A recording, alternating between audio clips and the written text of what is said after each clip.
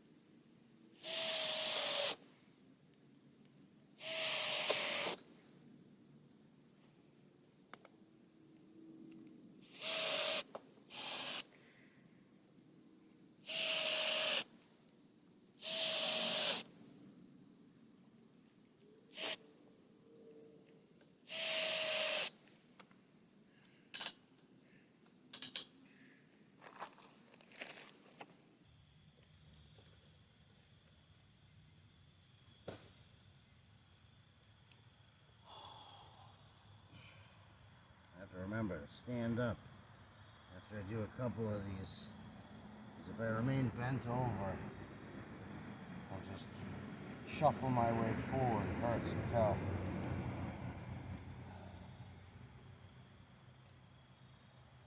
This does seem to be the fastest way to do it.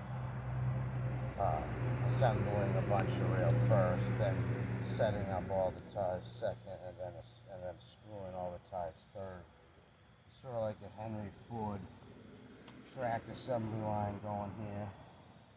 And then once it's all screwed down, I take up the gut, the spacers, and use those. But it's a tight pinch with this retaining wall here for this old garden. That's slippery. This old garden that never worked because there's too many trees.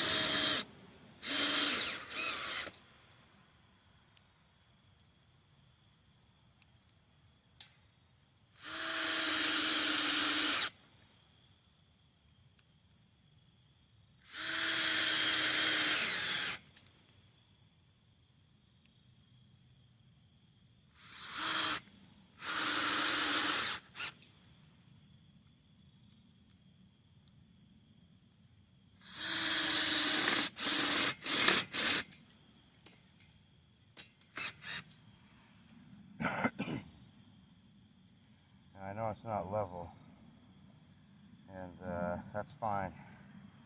I didn't want to level this out yet because, like I said before, I'm going to be moving these tracks over this way more once I get this pressure treated wood out of here. So wait till I can move it over before I level it out.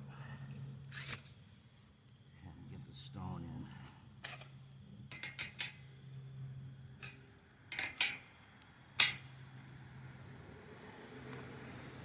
2 ties at a time. Ooh.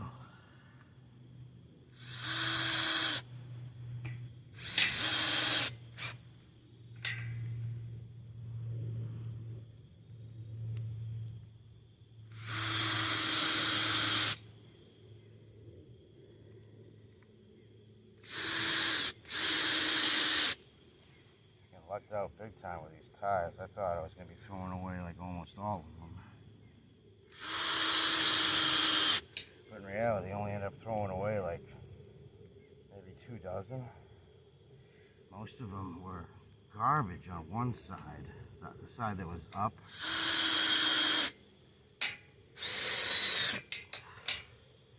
But the other side that was in the rocks is pretty good. I was like, you know what, these will work, especially for sidings, you know, where you're not going to be going really fast and not much use because it's just, you know, beginning of your run and end of your run type of thing. I'll definitely take more care on the main, you know, having fresh ties and all that, but for siding, this is side track. This is fine. You make do with what you got.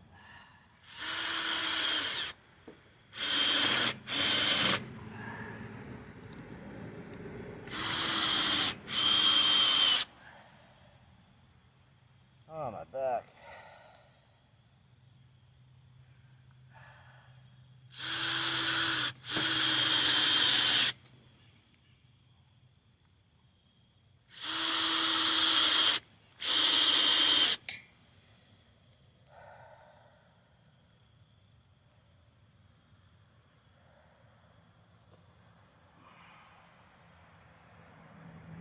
So I have is a 5/16 driver with a 5/16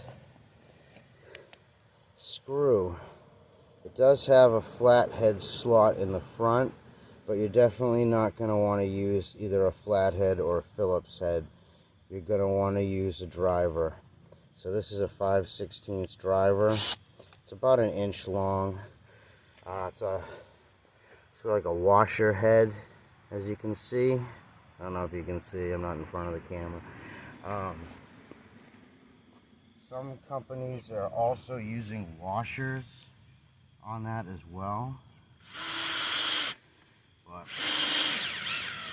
you know, for time and honestly, it's always worked fine for me.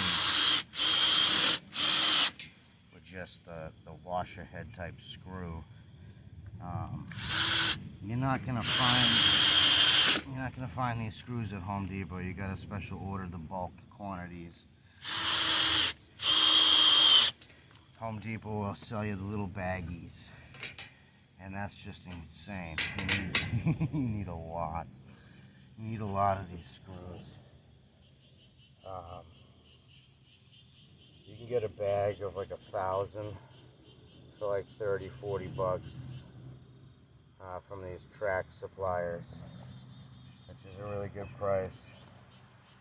As far as the rail hardware for joining the rails, same thing. It's a locking nut. I think I did 1024. It's a locking nut. I believe it's a 3/4 inch screw. And again, those are cheaper to order in bulk. I did find those on eBay for a good price. Come in bags of 100. Again, roughly around 25-35 bucks a bag.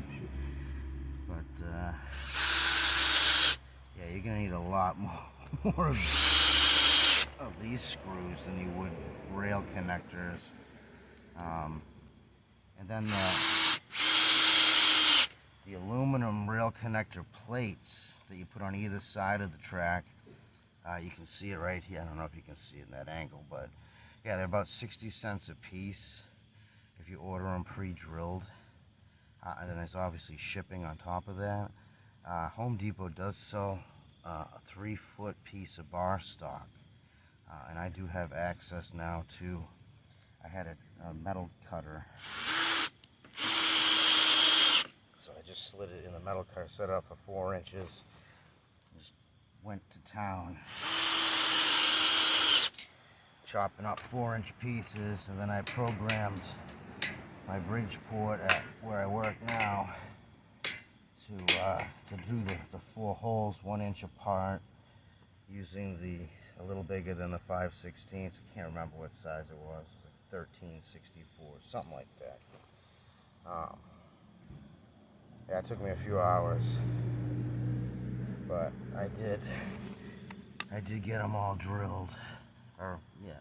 So, but at the end of the day, I did the math on it. It's pretty damn close. In terms of price to either do that yourself or to just buy it pre-drilled.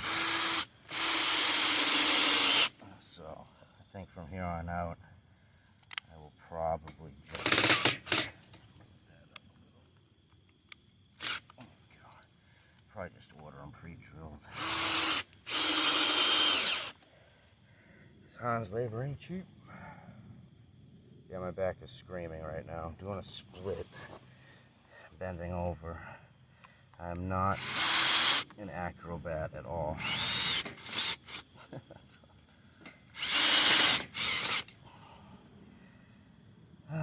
Because the ground's not even. It's pretty close, but it's not like dead nuts even. But what I'm doing, as you can see, I lift up that first tie just to hook the screw. Going across, angling with the real foot. I gotta stand up for a minute. And here comes the rain. So yeah, grab this. Yeah, so just got another 10 feet done. Look at that. Beautiful. I got 2 cars up under that tarp over there. My hopper and my gondola. Yeah, let me show you. I can show you real quick. On my back. Ooh. I will eventually fill this in with more dirt. That's why this looks weird right now, but I needed it to be level. This is in these sheds, got some bouncies in it. A bunch of trucks I have left over.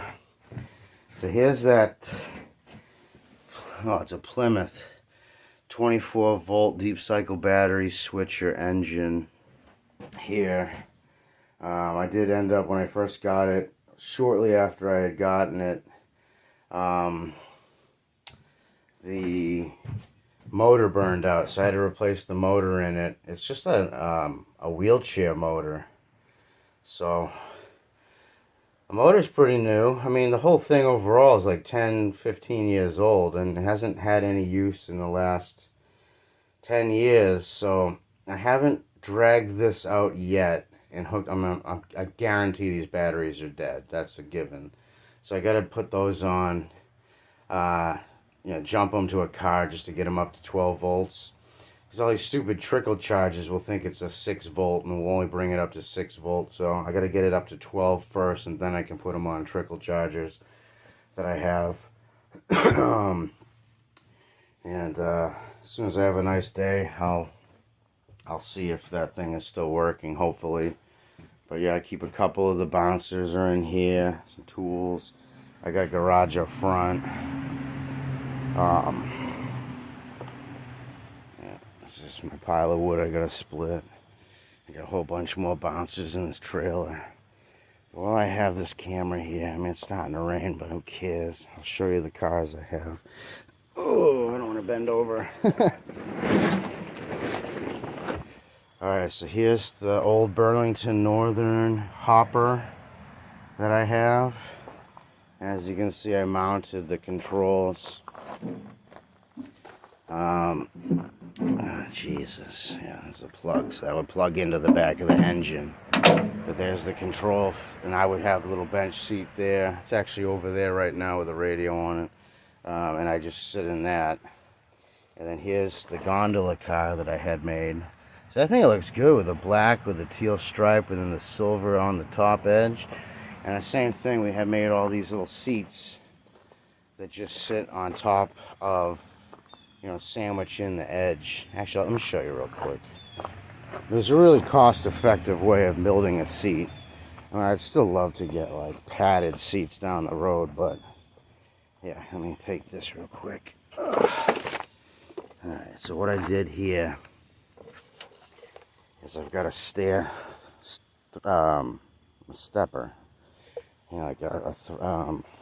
Drawing a blank again. A tread for a step. And the 2x4s are perfectly the spacing between the metal of the car. So I can easily sit on it, and all the weight is on the edges. And the same thing, it works on this car too. So we'd have like 3 of those in, so that way when you're sitting you can have your feet down, and it just keeps the center of gravity a lot lower. There's my big pile of stones there. So that's why I wanted to get this track done first, because it comes right up to the side of the driveway. I didn't want to go too far up. So I got a bunch of 5-gallon buckets. I'm just going to fill 5-gallon buckets, put them in the gondola, and start wheeling them down. And again, nothing here is leveled or balanced yet, because I really don't want to put stones on my lawn yet. Because let me back up so you can see the angling here. But you can kind of see how I have to veer to the right to get around that wooden structure there for the garden. And this is going to come up, I mean, it's pretty much where it's going to be right here, but I need it to go straighter, not veer to the right there, because it's catching up behind that. And then down the road there will be 2 more. When I tear down this brand new shed in like 4 years, there'll be 2 more rails. There's the 2 white flags that indicate where the 2 other rails would be. And that would be going into the back side of a 28 by 32 garage that will be right here. This will be the back. So it'll be 32 from front to rear, 28 from left to right. And when I ran the measurements with a tape, it's actually the left side of my shed all the way to the right side of the garage. So that's how big it would be, you can tell. And then there'll be a door here for the 2 tracks to roll into the 2-car garage where I'll keep the trains. And then those 2 tracks will join together probably right about here. So instead of 3, there'll be 2, and then I'll continue all the way back as 2 right through this setup here. It's starting to rain a lot more, and it will join up, and you can see the second set of tracks. So basically I wanted to try to get to right here. So this is where the new shed's gonna go, the 20 by 16. I did some stakes. Can't really see it. I should have used like yellow, but there'll be a 20 by 16, 20 from left to right, 16 front to rear, shed right here.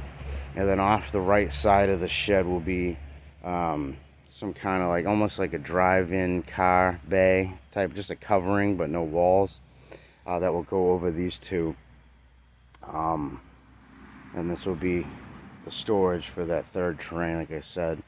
And as you can see, we're getting really close here to that first trussel. And there was no way for me to pull both rails together before the trussel, so I'm going to have to do a 2-track trussel that's going to transit this cut here. Yeah, I mean, it's hard to see it with all these leaves, but it's a good foot drop, I'd say. At least, well, maybe a 1.5 feet. It's a decent drop there from the rail height, and it'll be up a little higher once it's on the ties. But it'll be a 2-track trussel crossing here, and like the second it gets to the other side, it's going to start merging into the switch to bring it down to 1. And then I have to get this giant tree out of the way because the train's going to follow that path right through there. But yeah, I mean, from back here you can see the angling of how it's all coming together, and I have to get that fixed. I have to get that garden out of the way because it's right in the damn way. But it's getting late in the year. I still gotta I wanted to get at least up to here done. And then from right here, probably all the way up to right here at the end. This is where I wanted to put that gravel down. So I'll put the gravel down and get that all leveled out right in here. And then probably call it a year. I did do a lot of homework on the new shed, looking at about $1,500 and 6 pallets of cement. I do have a cement mixer. I'm gonna have to do it all by myself, by hand. I can't get a cement truck back here because like this is swamp. Like this is really soft dirt right through here. And that truck would have to come up right through here to pour the cement footing for that shed. And like honestly, the cement mixer would just get stuck. Like you can see the holes from where the bobcat was digging in. This is all really soft ground here. But yeah, I gotta get this garden frame out. We're gonna move it to the other side of the property where there's actually some sunlight. It's just, I mean, this tree right here has got to be like 200 years old. Like the circumference of this thing is massive. Like honestly, I could cut full tabletops out of this. Like this is big. It's got to be at least 5 feet, maybe 4.5 foot diameter. It's a big ass tree, and it's right in my way. It's freaking huge. But yeah, I got all these huge trees everywhere I look. I got huge trees. But Yeah, I got a little fire pit here. That's a little patio thing. Tinkering around with different ideas with stonework. Really like the gray pavers like this. I think that looks really nice. We're probably gonna end up doing that for the whole patio right out here. Will be that patio like you saw in the thing, in the diagram. There's the kids' swing. That was a nightmare putting that thing together. That took us almost a month. What a nightmare. If you ever buy one of these things, hire someone to put it together. It's not worth it. Trust me. Don't do it. Don't try to do this yourself. It's a nightmare. But we did get this thing together. And kids love it. I got a lot of wood I gotta cut. And this is like nothing. This is just some of the wood. I got a whole forest out here. And you can see right in here I got a lot of this cleared. A lot of that cleared. And then I still have tons of work to do way over here. And the property comes all the way around. Goes way back. It's like 1.6 acres, so it's pretty damn big. And then roughly right here would be where that big ass pool would be. And you can see how it all slopes down. Like I'm up high right now and it slopes down, so all I have to do is really build the edge of the pool. I don't have to dig. So yeah, the train would come way out there on that perimeter, come up and then loop around and come back, and then see all this heavy woods here is where I could put that other loop I was gonna do. So I was like, yeah, let's do that. That'll be better. All right. My back is killing me, and it's now starting to really rain out. So I am going to call it a wrap for now. I'm pissed. I wanted to get all those ties done, but that's obviously not going to happen. So until next time. But we're getting there. Look at that. I like that blue. The blue with the white and the teal. That came out good. Like, I was kind of iffy at first doing that, but let me... Yeah. So the rain just stopped my camera. Hit the stop button. But yeah, the darker, like,